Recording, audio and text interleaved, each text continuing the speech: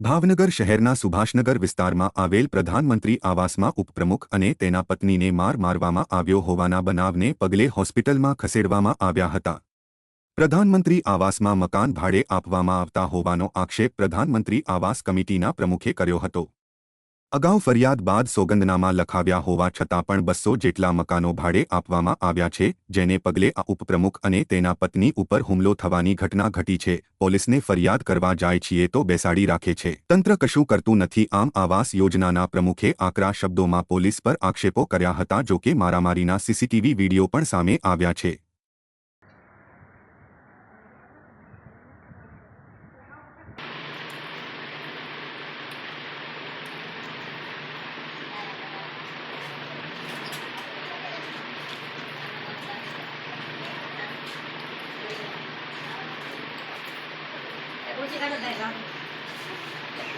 ધીર અહીંયા રહીશ અહીંયા એ નથી જોતા કે કેટલાકને પૂરે છે અહીંયા અડધો રથ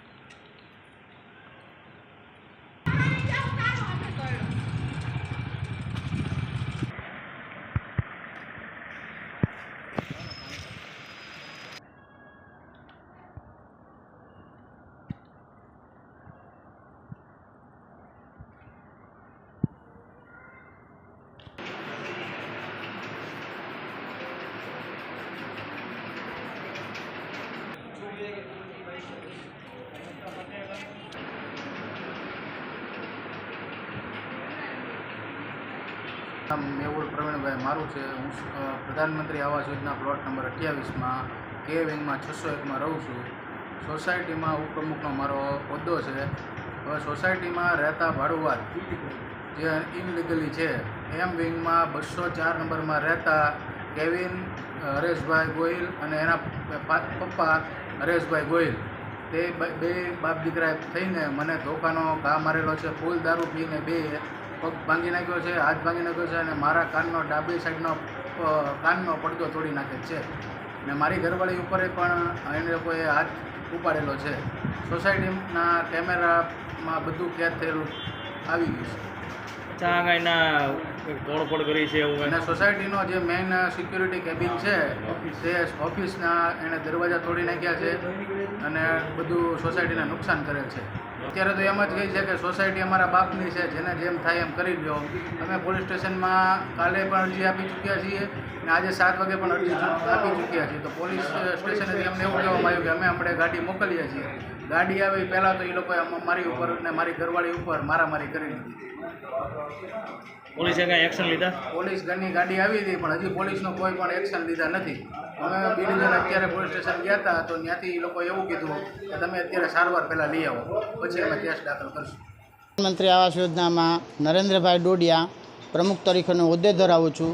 છેલ્લા 2.5 વર્ષથી મકાન સોંપવામાં આવ્યા છે અને ઇલીગલી ભાડુઆત આ પહેલાં પણ 200 મકાનને સીલ મારવામાં આવ્યા હતા અને અત્યારે પણ 200 જેવા ઇલીગલી ભાડુઆતો રહે છે, જેની અરજી પોલીસ સ્ટેશનમાં અમે ગયા મહિને આપેલી અને સાહેબને કીધું હતું કે આ પોલીસ પ્રોટેક્શન એ લાકોને ખાલી કરો અથવા તો તમે તમારે કાયદાની જોગવાઈ મુજબ જાહેરનામાના ભંગ બદલ આ મકાનો ખાલી કરાવો અને મકાન માલિક માથે કેસ દાખલ કરો।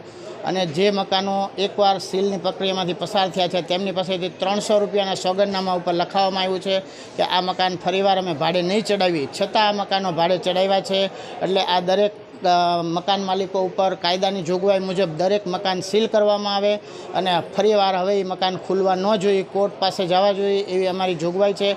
અને આજે 3 દિવસથી અમે આ જે બનાવ બન્યો છે આજે એની માટે પોલીસ પાસે જતા હતા, પણ પોલીસ તંત્ર દ્વારા અમને જેમ ગુનેગાર હોય અને કલાકો સુધી બેઠાડતા હોય એવી રીતના અમને બેઠાડી રાખે છે અરજીઓ લેવા માટે। અને જ્યારે આજે બનાવ બન્યો છે સાંજે 9 વાગે અમે ફરિયાદ લખાવી હતી અને અત્યારે 10 વાગે અમારા ઉપપ્રમુખને ઉપર એમના પત્નીને બંનેને મારવામાં આવ્યા અને પોલીસ તંત્ર દ્વારા ગાડી પણ ન મોકલવામાં આવી અને ગાડી મોકલી તો એ લોકોને ખાલી સમજાવીને વહી ગઈ। તો પોલીસ તંત્ર ક્યારે આની ઉપર એક્શન લેશે? કોઈ મર્ડર થઈ જશે ત્યારે એક્શન લેશે? રાજુભાઈ સોની છે। હું પ્રધાનમંત્રી આવાસ યોજના સુભાષનગર શમશાનની સામે જે છે તેમાં હું કારોબારી સભ્યનો હોદ્દો ધરાવું છું। અમે છેલ્લા 3 દિવસથી પોલીસને અરજી આપીએ છીએ કે ભાઈ અમારી યારે આવા અનલીગલી ભાડું હતો કે આ રીતના અમને દબાવે છે, એમની કંઈક બેટરી ચોરાની ગાડીમાં, તો અમે કીધું પોલીસ કેસ કરી દો તમે, એટલે અમે તમને કેમેરા જોરાઈ દઈશું અને અથવા અમે અમારા ટાઈમે એટલે કે 7 વાગે અમે ધંધેથી આવીએ પછી તમને અમે ચેક કરી દઈશું। અને એની દાજ રાખીને આજે અમારા ઉપપ્રમુખ ઉપર જાનલેવા હુમલો કર્યો છે. એની ઉપર અને એના મિસિસ ઉપર જેમ ફામ અભદ્ર ગાળીઓ બોલ્યા છે અને જાનલેવા હુમલો કર્યો છે. અને પછી અમને ખબર પડી, અમે લઈને પોલીસ સ્ટેશન ગયા. તો પોલીસમાંથી અમને કોઈ જાતનું એવું પ્રોત્સાહન નથી મળ્યું કે એવું કાંઈ ઓલું નથી મળ્યું. અને એ લોકોને મળ્યા અને સમજાવીને કાઢી મૂક્યા. બે બાપ દીકરો દારૂ પીધેલા છે છતાંય તો પોલીસની આ નીતિ, તો પોલીસ શું એને નહીં મારવાના પૈસા લે છે, શું કરે છે કે અમારે આ સેવા કરવાની ને માર જ ખાવાના. આ પહેલાં 10 મહિના પહેલાં મારી ઉપર પણ હુમલો થયેલો હતો. એ અનલીગલી ભાડુઆત જ કર્યો હતો. ત્યારે મારા પણ કાનનો પડદો તોડી નાખ્યો હતો. મેં પણ 3 મહિના સારવાર લીધી સખત. આજે એમનો પણ કાનનો પડદો તૂટી ગયો છે. તો અમારે શું સોસાયટીમાં રાજીનામું આપી દેવું કે પછી અમારે સેવા કરવી કે ન કરવી?